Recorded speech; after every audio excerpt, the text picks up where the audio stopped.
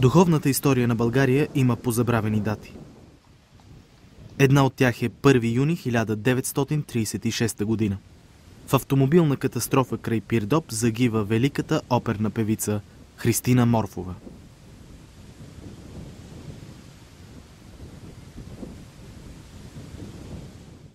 Обществото е потресено. Малко преди това е подписана творческата смърт на певицата с уволнението й от операта и консерваторията. Шофьорът е арестуван и съден. Посмъртно някои обвиняват фабриканта Чилов, че е взел волана от ръцете на опитния шофьор. Тя отиде с Чилови, бяха приятели с Багерови в Казанлък, там имат спокойствие в Розовата долина.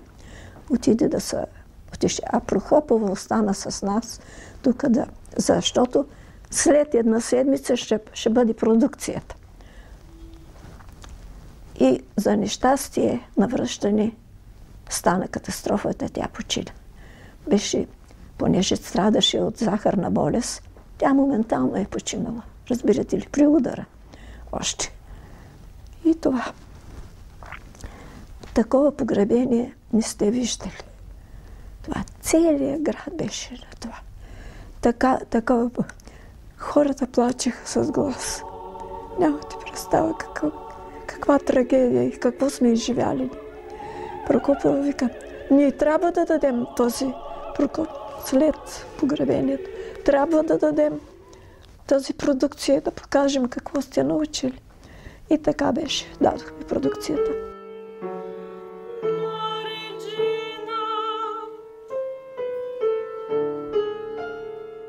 Морфова да изостави учениците си седмица преди годишната им продукция, трябва да е имало съдбовна причина.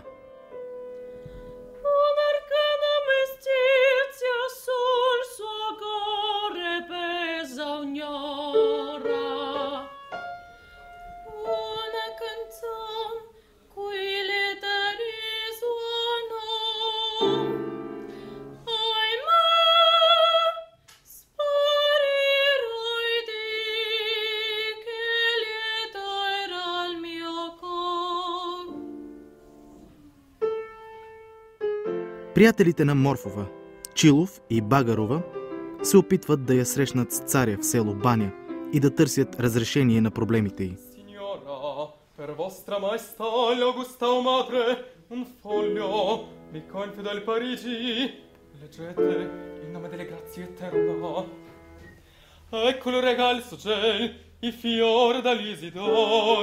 Завръща се в Розовата долина на детството си. Тъжното детство сложило отпечатък на целия й живот. Кръгът се затваря. Първите сведения на Христина Морфова имам от моята майка. Едно време стоях с сина Христина Моркова на чин и се не я дигаха да пее, пък мен не ме дигаха.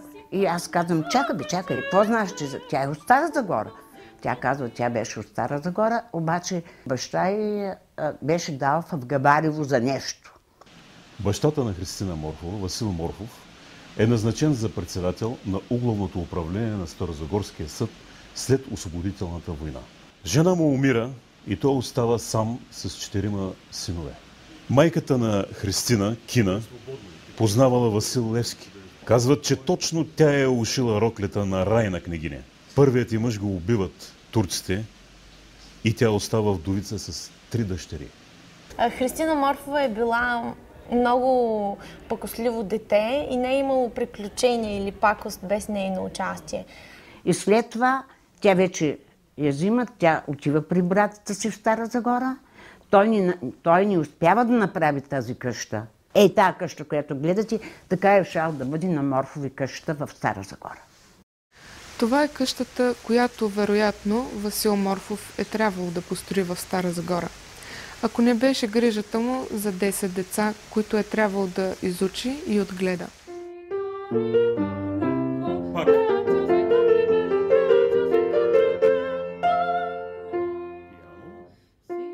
В едно писмо от Прага тя пише на брат си Александър. Моята роля на царицата на нощта от Прага с всеки изминат път започва да става все по-сполучлива. Аз де да зная, че съм можела да бъда такава злокобна, като царицата. Покрай нея се сещам за нявгашната си господарка в Габарево. И нещо от нея съм пренесла в героинята. Нито една певица, и най-големите, никой не може да изпее Царицата на нощта така, както тя я пееше. Драматичен колоратур, като тромпет, разбирате ли. Техника изключителна. Христина Морфова е била много харизматична и жена със самочувствие. Това се появява, може би, за първи път, когато е в 5-ти клас и заедно със своите родители се местят от Стара Загора в София. На първия учебен ден в първа девическа гимназия пред своите съученички тя се представя със следните думи: "Аз съм Христина Морфова и обичам да пея." Простена е малката неточност. Христина не заминава с родителите си. Баща й Васил Морфов умира от туберкулоза далече от нея, малко преди тя да навърши 11 години. Майка и Кина я завежда в Търново при рода си, но и там не намират подслон. От София ги вика най-голямата й сестра – Мария. Мария Морфова е омъжена за Никола Йонков Владикин, поет, писател, публицист, общественик, преводач, журналист. Той е издавал едни от най-известните за времето си литературни, научно-обществени списания. Той е бил редактор на тези списания, а в едно от тях е работил съвместно с Иван Вазов, Стоян Михайловски, Кирил Христов и други известни интелектуалци за това време. Най-близък и духовно свързан с нея е брат й Александър. Той иска Христина да осъществи една негова мечта – да учи музика в страна с традиции. Трябва да убеди 4-мата си братя в уникалните способности на сестра им. Цигулар къща не храни, отсича най-големият брат Христо. Събират пари, но я пращат в домакинско училище в Прага. Само брат й Александър е посветен в тайните намерения на Христина. Към Прага я насочва старозагорецът Димитър Хаджи Георгиев, завършил композиция в Пражката консерватория. След години Морфова ще му се отблагодари, като популяризира операта му Тахир Беговица. Годината е 1906. 19-годишната Христина слиза на Пражката гара с една златна паричка от майка си и с още 100 крони от братята си. Не знае чешки. Загубила е единствения адрес, на който може да почука. Навярно я води ангел-хранител, който проговаря чрез устата на един студент-сънародник. Знам едно място, където биха ви приели с удоволствие. Една чехкиня, студентка по пияно. В нея ми е надеждата.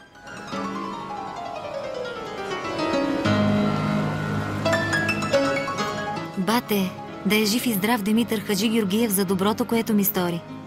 Нали сме старозагорци, трябва да си помагаме. Тук всичко се нареди така, както не бях очаквала никога. Попаднах при една чехкиня студентка, която е крайно мила и ме прибра при себе си. За нищо на света не иска и да чуе, че ще отида в пансион. Работи заедно с мен, помага ми в усвояването на езика и в подготовката на изпита. Странна жена. Не съм срещала такава като нея у нас. Дали чехите са друга ръка хора? Движа се като в сън, който не искам никога да прекъсва. Студентката чехкиня е Людмила Прокопова. Баща й, Йосиф Прокоп, потомствен музикант, дирижира църковен хор в една от пражките катедрали и свири на орган.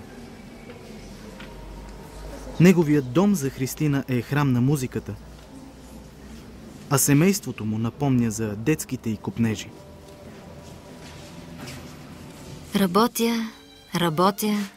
Работя.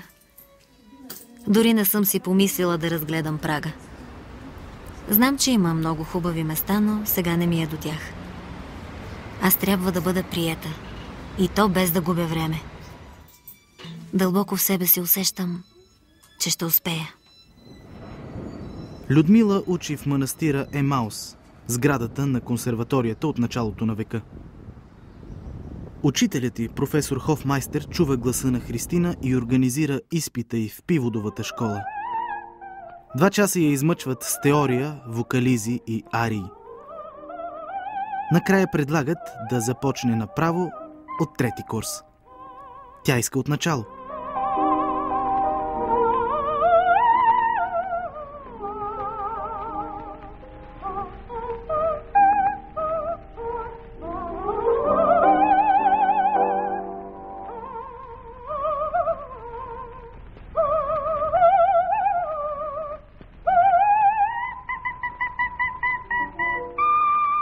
В тези 2 години аз научих всичко. Тя беше много строга.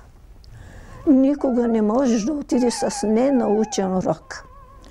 Ако не си знаеш урока, вземи си книжките, върви си, кога го научиш, ще дойдеш. Първо почвахме с конкони. Тя даваше пивода, такива упражнения технически. И най-напред даваше преспивни песни на целия клас. От сопраните до басите. И след това изпитва и казва: ти какво направи? Ти какво направи? Ти какво направи? Ти си папагал, защото тя изпяваше обаче песента да я покаже. И казва: ти много викаш. Ако пееш така, бебето ще се разплаче и няма да може да го утеши никой. Искам да чуя вашата индивидуалност. Като си представям как до вчерашните ми приятелки се разхождат по царя безгрижни и доволни от живота, получили всичко, което им е необходимо в безделието, то моят живот тук изглежда като в някакъв затвор. Но този затвор е благороден. Когато един ден завърша, приятелките ми ще са омъжени, добре и по сметка. А моят път едва тогава ще започне.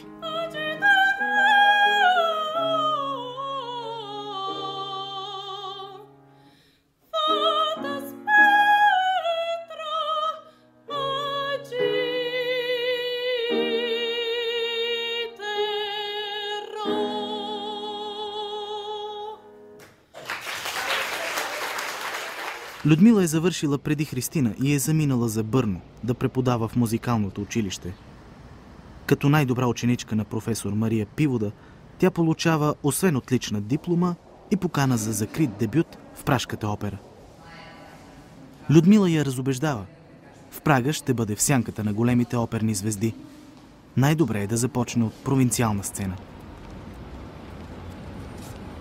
Операта в Бърно обаче не търси певици. За всяка роля има по 2-3 изпълнителки.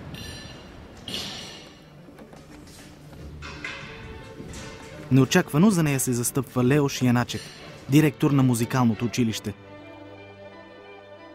Какво друго, ако не интуицията на гения? Батю, успях! Скокни и речи: да живей Христинка! Или, що беше казал римлянинът: дойдох, видях, победих. Залата се пълнеше с ръкопляскания, хвърляха ми цветя. Сега ми дават постоянно да пея Марженка. Подир седмица ще се явя и в Кармен. Боже, какъв шемет е около мен! Не мога да повярвам. Кой ли не иска да ме поздрави?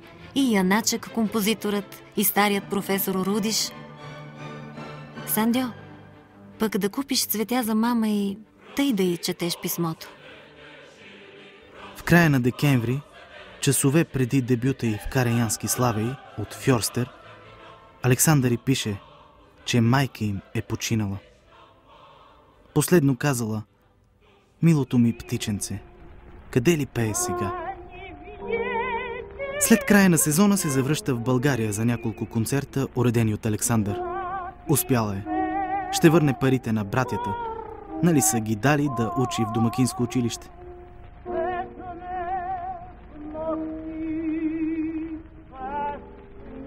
Сега пък са резервирани към Людмила. Само брат и Александър вижда голямото бъдеще пред творческата двойка. Първият ти концерт е в родната Стара Загора. Така ще бъде и занапред. Морфова се зарежда, утешава и вдъхновява от приема на съгражданите си. Христина Морфова изнася множество концерти след които буквално е изнасена на ръце по Методий Кусев, чак до центъра на Стара Загора. И след един от тези концерти се запознава с диригента Тодор Пъндев, който е учредител на Старозагорската китка. Той казва, че децата на Стара Загора нямат единствено роял и учредяват фонд, с който ни подаряват този роял. Роялът на Христина Морфова, който и до днес е в нашето училище.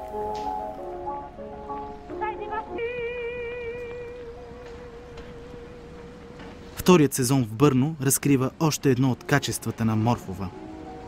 Да утвърждава произведения и композитори години преди световната им слава. Такава е операта Януфа от Яначек, отхвърлена от Карел Ковържович в Прага, но е поставена в Бърно и тя играе главната роля. Тя е вдъхновяващ изпълнител и на други чешки композитори. Ще наложи с концертни изпълнения и операта на Фибих «Буря». Витислав Новак е направил един фантастичен цикъл, който до днешния ден много се пее. И Христина Морфова е била първа, която той даже е консултирал с нея. Аз си мисля, че това, което не е доценено при нея, това са именно тези песенни цикли на нашите композитори и народни песни. Това беше огромен репертуар. Тя от моравските народни песни. Тя имала концерти фантастични. А мисля, че това е недооценено. На 24 години, в 1911 година, тя отива да усвои още една певческа школа. Тази на Гранд Опера в Париж.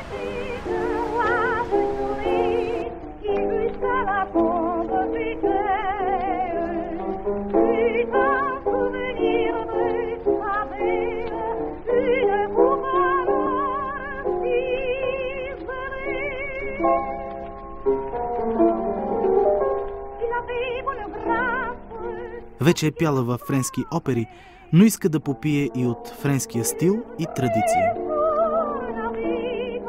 Когато в консерваторията професор Жак Иснардон я чува, възкликва: „Госпожице, от мен можете да научите само френското произношение“. Морфова не вярва на комплименти. Студенти плащат по 40 тогавашни франка, за да присъстват на репетициите й. На една от тях, когато работят върху Самсон и Далила, вижда непознат мъж, който накрая се представя: Ками Сен-Санс. „Госпожице, някога имах честа Полин Виардо да бъде първата изпълнителка на Далила. Едва сега разбирам, че има само една Далила и това сте вие“. Той казва: „Вие сте българският Славей“.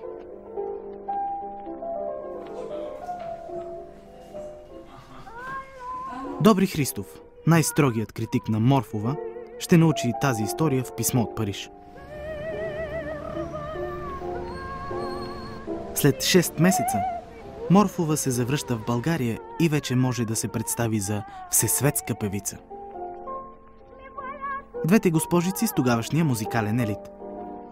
Цигуларите Турчанов и Цибулка, певеца Пантелей Димитров, флейтиста Стефанов.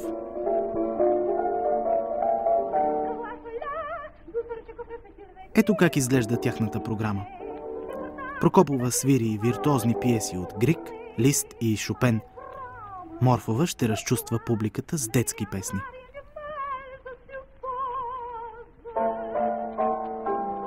Димитър Хаджигеоргиев, вече директор на музикалното училище в София, кани Морфова и Прокопова за преподаватели.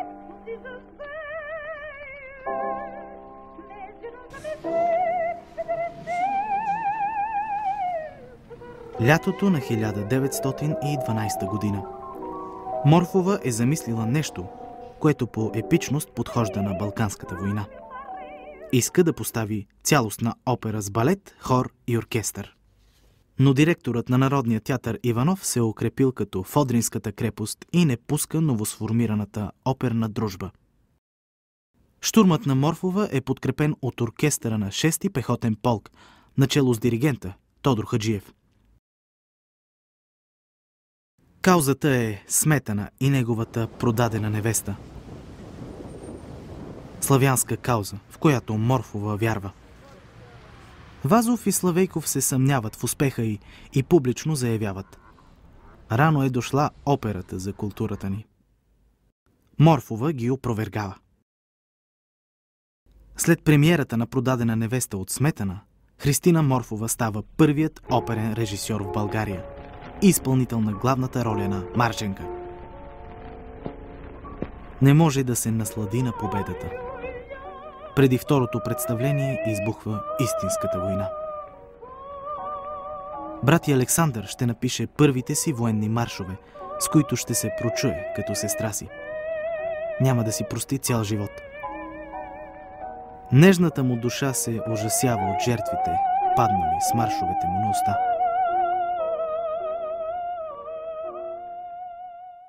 В този драматичен момент се появява отново мъжът на живота – Любен Лукаш, доктор по химия.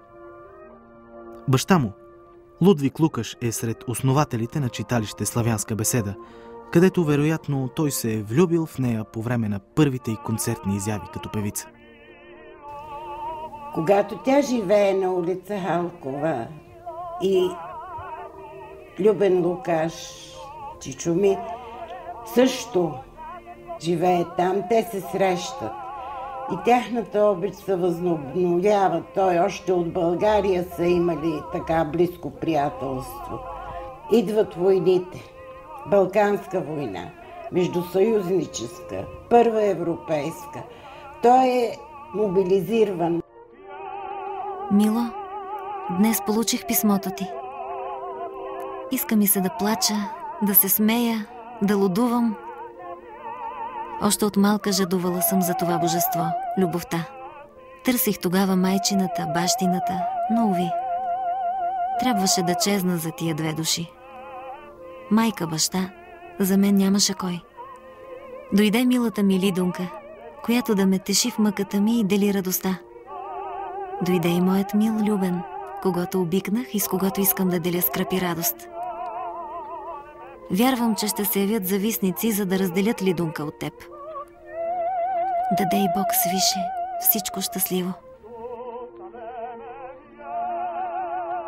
В професионалните среди зависта е още по-голяма.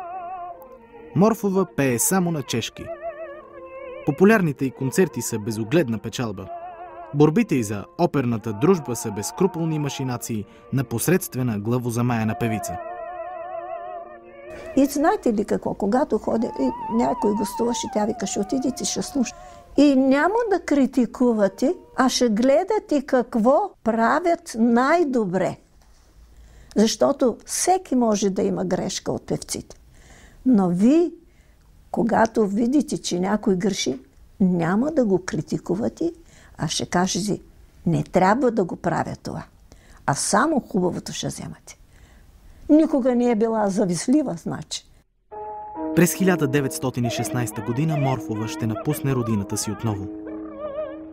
Военната цензура няма да спре картичките на Любен през границите. Вестник Зора ще напише по-късно: ние не можем да приютим нашите хора и те бягат в чужбина, където намират признание. Не, това е странно. Странно е как се раждат рози сред голите канари на нашия дух. Ето, отиде си Морфова. Ще бяга и Сава Огнянов. Само дядо Вазов стои белобрат и не мисли да бяга. Кой знае, впрочем, дали и на него не му минава подобна мисъл.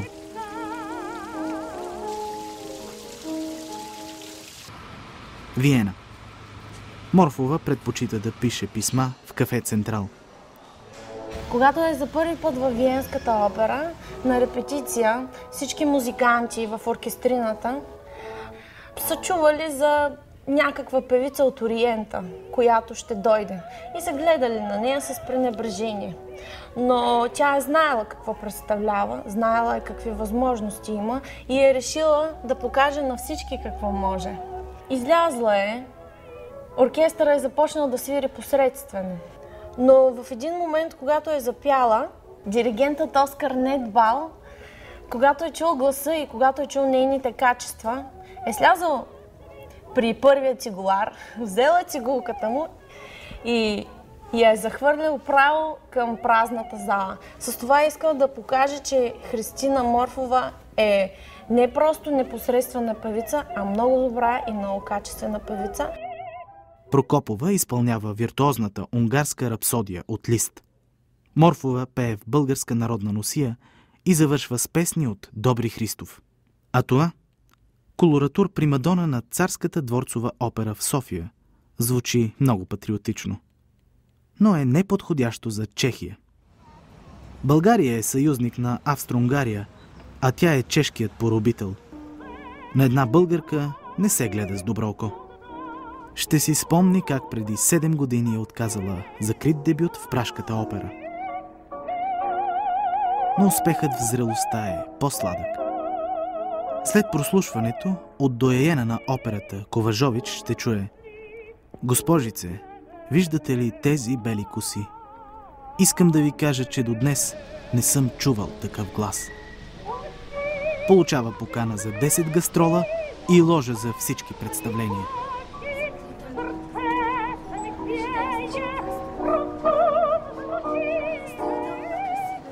Войната се проточва. През 1917 година от България за Германия отпътува делегация, която да демонстрира единството на съюзниците на Културния фронт. В нея са Сава Огнянов, Панайот Димитров, Андрей Стоянов, Елин Пелин. От Прага към делегацията се включват Морфова и Прокопова. Най-искрен в отзива си е един мюнхенски вестник. Госпожица Морфова притежава глас, който трябва да се признае с неудоволствие и възхищение, почти няма равен в Германия. Чули са коронната й ария в Царицата на нощта. Почти никой не знаеше тогава тези хора, които са я обичали, които са я ръкопляскали, не са знаели, че тя по времето на войната, на Първата световна война, че е принасяла тайните вести за задграничното ръководство на чешката съпротива по времето на Първата световна война. И тя, защото е имала така доверие на австрийските власти, е могла, нали, да пренесе разни вести през България. То е минавало през Ян Марквичка, нали, през, вие казвате, Иван. И през нашите художници, с които тя е имала връзка, именно мисля, благодарение на Добри Добрев, че тя, когато е пътувала в България, тя е носила за България материал и от България това нещо е пътувало през английския, просто някакъв член на посолството или англичанин е пътувало в Западна Европа. Това са били тайни материали за това, което става тук. Нали? Това, което стои срещу Австро-Унгария. Точни политически материали. В Прага й предлагат да изпълни ролята на Либуше, легендарната основателка на града. Досега чужденка не е изпълнявала главната роля в операта на Сметана, която крие в себе си взривоопасната идея за чешката независимост. Знаете ли, много е интересно, че ролите на Либуше са пели тук винаги най-добрите ни певки. И една от първите всъщност е била Морфова, защото не сме имали чешките големи сопранистки. И именно тази Либуше е всъщност първата представителка на чешкия народ, която си избира свой съпруг Přemysl, който започва първата чешка династия на Přemyslovци. Легендата казва, че тя в своята визия е виждала Прага, че вижда голям град, чиято слава и величие се докосва до звездите. Аз съм разбрала този факт, че Морфова се е страхувала как ще я представи. Най-накрая 1917 година представя тая опера. И финалът е фантастичен. Моят народ никога няма да умре. Мой драги народ никди не скона. Той всичките бури ще превъзмогне. А в този момент става публиката. Така поне се разказва. А тя, възбудена от това нещо, пее тази песен "Где домов мой". Публиката пее с нея.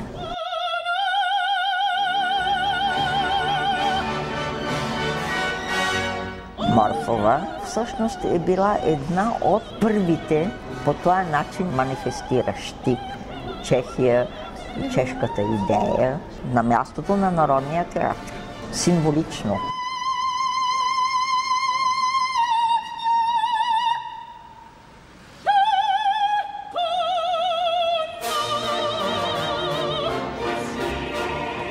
Когато Австро-Унгария се разпадне, песента "Где е моят дом" на Франтишек Шкролп ще стане национален химн на Чешката република.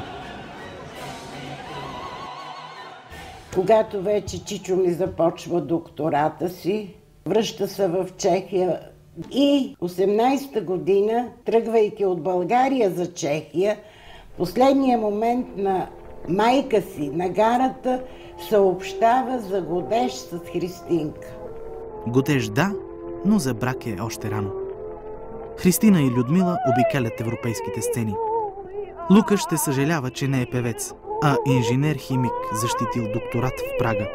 Той поема импресарски функции и организира банкети след концертите им в любимата Сибирария от студентските години – Офлеко. От тогава почти всяка седмица Христина пише на майка му в София. Мила мамо, първият концерт в Лондон мина бляскаво. За втория й концерт в Таймс четем: госпожица Морфова в Албърт Хол. Тя разполага с няколко октави, в които няма нито един слаб тон. Височините й са мощни и красиви. Отдавна не сме чували подобно мощно пеене от такъв нежен глас. И двата й концерта завършват с български народни песни. Изпълнява и ария от Тахир Беговица на Димитър Хаджигеоргиев. Най-много пишеше българските песни. Нямаше концерт, в който тя да не изпее на всеки бис по една българска песен. Много песни пееше. И така ги пееше, че каза колко е красива българската песен. Така ги пееше. От това, което зная, Морфова е пяла много народни песни. И Прокопова, която беше чудесна пианистка, беше просто майсторка на българските песни, макар че беше чехиня по произход. И явно тя преподаваше по школата на Морфова. Спомням си, госпожа Прокопова беше сресана както е била Морфова от 1920 година с прическите от 20-те години. Беше облечена също в българска носия, с бродирана българска рокля. И това показва колко е била свързана тя с Морфова и най-важното колко са били свързани с наследството българското. От Народния театър в Прага не са във възторг от поканите към Морфова и Прокопова за концерти насред сезона. От 3 години двете са редовни членове на трупата. А тук виждате гримьорната на Христина Морфова, където е идвала да се приготви преди всяко представление, откъдето се вижда реката Вълтава. След турнето в Лондон, чашата на търпението прелива и Морфова и Прокопова са освободени. Разделата с операта ще продължи 4 години. Все пак в Прага Людмила е осъществила една своя мечта – да пее в дует с Христина. Виртуозната пианистка се оказва нежен, лиричен сопран и участва в над 20 постановки на Народния театър. Kristýna Morfová byla členkou Národního divadla zdánlivě jenom velmi krátkou dobu. 3 roky. ale její stopa, kterou tady zanechala v Národním divadle, byla opravdu velká. Кристина Морфова била от roku 1916. Христина Морфова е била член на Народния театър за кратко, 3 години. Но следата, която оставя, е наистина голяма.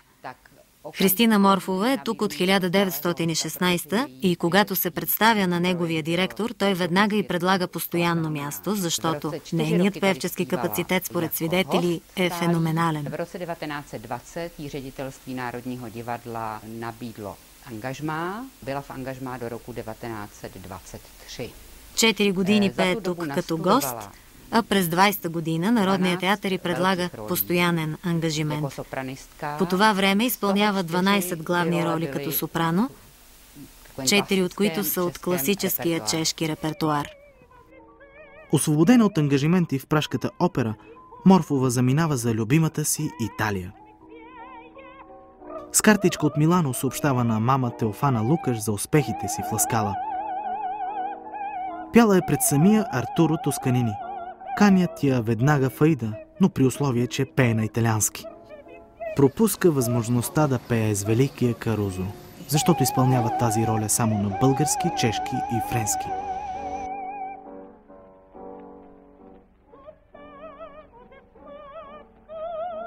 Преди 2 години един лондонски вестник е писал: Морфова е най-големият жив съперник на Шаляпин и притежава особения тембър на Карузо.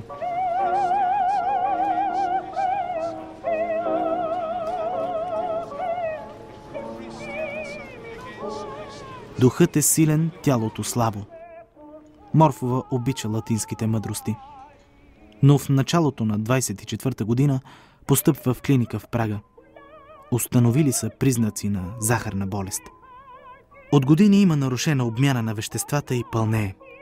Фигурата е обект на закачки. В Лондон пее Аида и като е излязла, цялата публика почнала да се смее. Обаче като запяла, млъква. И след това директора на операта излиза да извинява публиката, че е направила гаф, деца каза. Дали точно това не е причината изтънчените французи да не я поканят в Гранд Опера? Тя изнася концерт в Париж, зала Шатле. Пълни най-голямата и до днес зала за класическа музика с 2500 места, но продължава да мечтае за Гранд Опера или Опера Гарние. След концерта вестник Монт пише: една късно открита звезда. Госпожица Морфова ни показа, че изкуството не е привилегия на отделни нации или личности. България не е само аромат на рози, но и неизчерпаем извор на звуци и сложна, но завладяваща ритмичност. Взривът в църквата Света Неделя на 16 април 1925 година застига Христина в Париж. Брат Александър е оцелял по чудо, но под отломките е загубил любимата си жена Елена. Останал е сам с дъщеря си Милкана.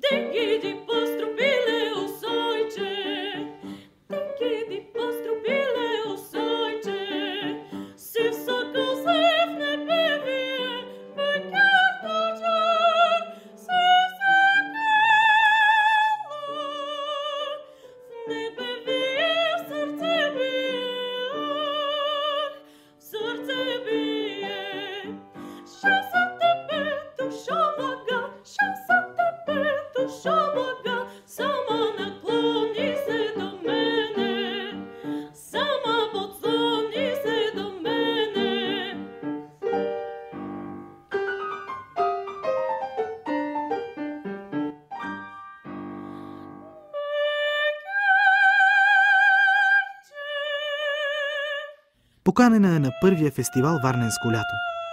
Идеята й допада. Фестивал на българската музика, по подобие на фестивала на немската музика в Залцбург.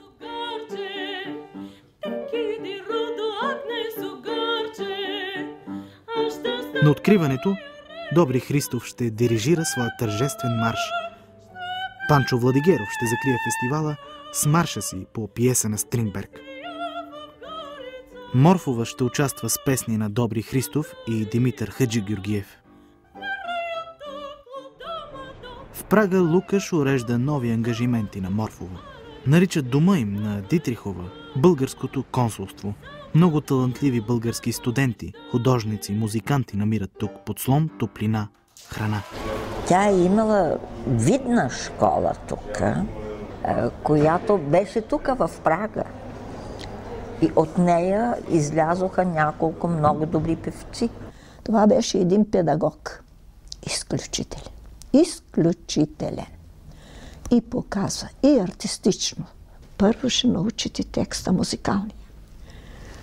Той се пише върху текст от поет.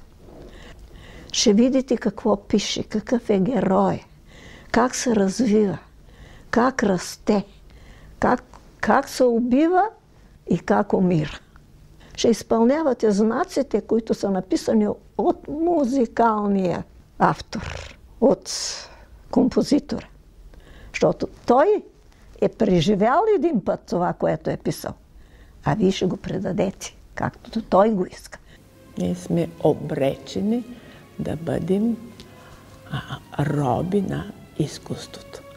Това значи да бъдем верни на музиката, да бъдем абсолютно верни на това, което е искал композитора, което е писал композитора. И това е моето верою, това е моя морал. 3 години Морфова обикаля концертните и оперни зали в Европа и води преговори за гастрол с ръководството на операта в София. Мненията се разминават. Стига се дори до обиди с министър Цанков. В началото на 27 година всичко е забравено и тя е поканена да пее в Лакме. Разбира се, с Прокопова. Изневиделица попада в политически скандал. Болест става причина да напусне концерта си пред Съюза на македонските девойки. По-късно, по време на изпълнението си в Лакме, 20 младежи я освиркват и засипват сцената с листовки, на които пише «Морфова се срамува да се нарече българка». Тя обаче намира сили да отвърне от сцената. Господа, нека всеки разнася българската песен толкова, колкото съм е разнасяла аз. И довършва геройски представлението. Никой, никъде другаде по света не се е опитвал да й провали представление. Няколко месеца по-късно написва в тефтерчето си: Пътниче, спри за миг на моя гроб, при гроба на Христина Морфова. Тя се отиде, за да стори място на други. Живя, търпя, люби, ненавижда, клета плака. Може би оплаквана и възхвалявана от много, а сега забравена от всички. Такава е съдбата на певеца. Пътниче, спри, помоли се и кажи: спи спокойно, Христина. Рано е за епитафии.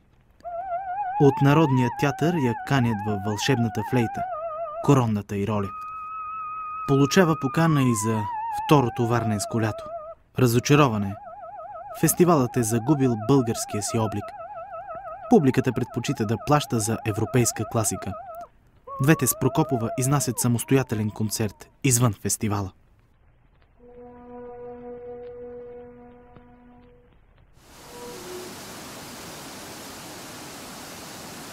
Изминали са 20 години от кариерата й в Чехия. Събитието се отбелязва тържествено с концерт в обецния дом. Тук беше голямата критика именно на това събитие голямо. Там е била направена голяма официална вечеря, с която завърши това празнуване на 20 годишно присъствие на Морфова и Прокопова на чешките подии. Тя всъщност се прощава с тази публика. И тя говори за това, че тя с удоволствие е пела тук, обаче, че е българка. Днеска я чакат в България и тя не може да каже не Именно поради това, че някога не са били към нея така добри в България. Защото вие знаете, нали, че в България на нея са казвали чужденка. Но тая дума чужденка е била просто залепена като клеймо. И тя там казва, аз благодаря на чехите, че можах тук да се представя, че са ме възпитали и че са от мене направили певец. Обаче нека да ми простят всички. Аз имам своя дом и това е България.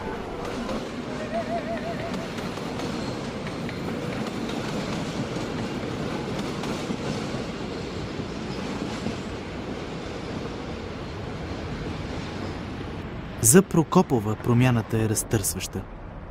Само така може да се обясни сватбата и с диригента на операта Илия Стоянов, Чунчето. Бракът ѝ просъществува месец. Любен Лукаш снове между София и Прага.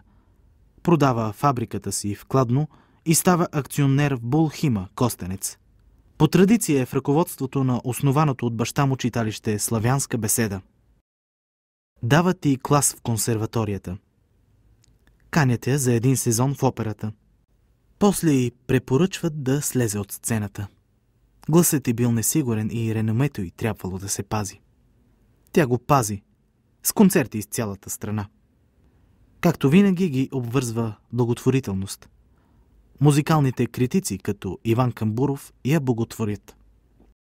Когато имаше празници, тя на един камион се качихме, Прокопова слагаха пияното в този камион, на открито и на площадите, да кажем пред военния клуб, пред банката, надолу по градината. Събираме и тя почва да пее и целият клас пее след нея и един от учениците слизаше да събира лепта. И тези пари ги даваше в детски градини за дечицата, както сега има без майки, без бащи, нали, сирачета или на някоя туберкулозна болница. Още беше един човек с голямо сърце. Това беше Морфова. През април 1935 година взема отпуска и заминава да се лекува в Прага. Оттам, без много шум, отпътува за Москва. Посланник на България там е кумът й, Димитър Михалчев. Уредил е консултация с прочутия професор Казаков и няколко концерта. Не знае, че нейната болест и института на Казаков ще бъдат обявени от Сталин за буржоазни измислици и 2 години по-късно професорът ще бъде разстрелян.